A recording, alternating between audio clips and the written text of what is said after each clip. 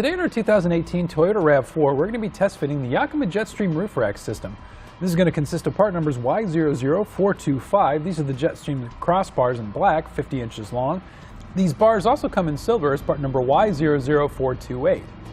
Also, we'll be installing part number Y00147. These are the Timberline Towers, particularly for the factory-raised side rails that will attach to the JetStream crossbars.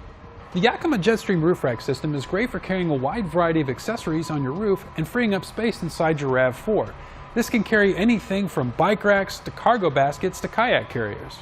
The JetStream bars have a nice aerodynamic shape to them, which is going to cut down wind noise and drag, partially thanks to the rubber strip up at the top and the one that you would cut and replace at the bottom as well.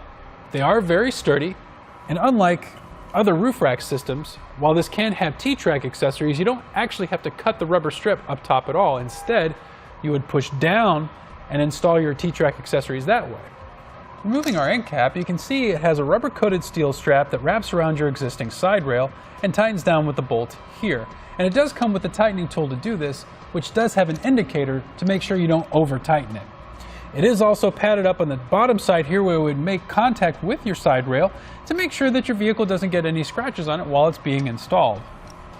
Also, on the end of our end cap here, we have this plastic piece that can be taken out and replaced with Yakima SKS lock core, which is sold separately. However, not only will it secure it to your factory-raised side rail, but you can make it key-to-like with the accessories you're hauling as well. Next, I'd like to give you a couple quick measurements. From the center of the roof to the bottom of the bar is going to be about 4 inches. From the center to the top is going to be about 5 inches. So that's more than enough space in between the bar and the roof to install your accessories that wrap around your bars without making contact with your roof. Now, this does sit pretty high off of your roof itself, so once you have your accessories such as bike racks or cargo baskets, once they're fully loaded, keep that in mind when you're pulling back in your garage, because that can make a difference. And both bars have a carrying capacity of 165 pounds, but you always want to double check with your vehicle's manual to make sure your roof can withstand those weights. Now that we've gone over some of the features of the roof rack system, let's go ahead and show you how it installs.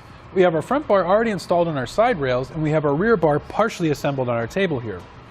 So what we'll do first is we'll flip the bar upside down, and normally there would be a rubber strip that fits in the bottom side here. We went ahead and removed that for demonstration purposes, but normally you would remove it, cut it to length, and reinstall it. Next, we'll take the plastic bracket, we'll push that into place until you hear a little click, and then our metal bracket will get put on top to match up with our bolt there. We'll flip this upside down. We'll take our included tool, go to the screw in the center. You're going to tighten it down until you hear 2 or 3 audible clicks from our tightening tool. And now we can slide this onto the end of our bar. So it slides into this slot at the bottom by putting this piece through like so. Push that down. Then the final step is to put the end cap in place. And now we can set this on our side rails.